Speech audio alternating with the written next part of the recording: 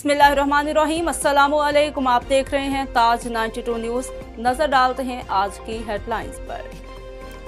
सरहद शहर में जय सिंध महाज की तरफ से कराची मच्छर कॉलोनी में बेगुनाह कत्ल होने वाले 2 इंजीनियर सिंधी नौजवानों के कातिलों की गिरफ्तारी के खिलाफ रैली निकालकर एहतजाजी मुजाहरा किया गया।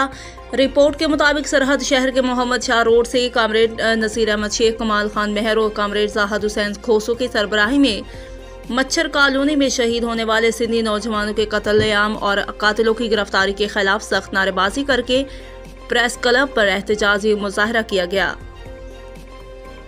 इस मौका पर सरबराहों का कहना था कि हम अपनी धरती पर लावारिसों की तरह बेगुनाह कत्ल हो जाते हैं। हम पर अफगानी, बंगाली और दूसरे गैर मुल्की पनाहगीर काबिज हैं और पीपी सरकार उनकी सहूलतकार है।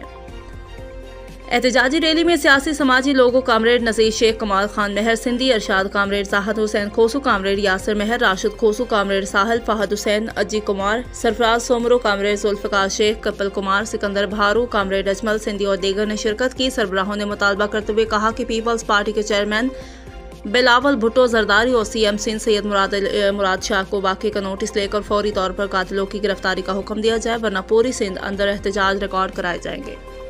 सिंध में बंगाली, सिंध में बिहारी चले तो सिंध में जेको आए डी बिलाल काका हुजे, इरशाद रांझानी हुजे या मौजूदा जेके कराची में कत्ल थींदड़ सिंधी नौजवाननि जे लाइ आहे।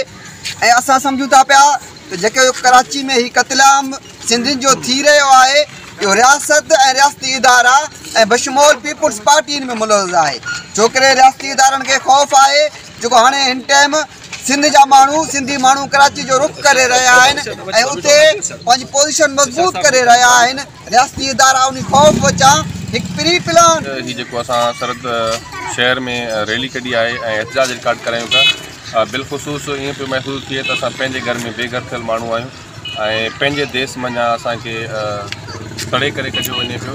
ऐं जेका गुज़िरियल सदियुनि खां वठी असां सिंधियुनि जे ख़िलाफ़ मुहिम हले पई, जेका असांजी नसल कशी कई पई वञे, सिंधियुनि जे अंदरि बंगालियुनि, बिहारियुनि,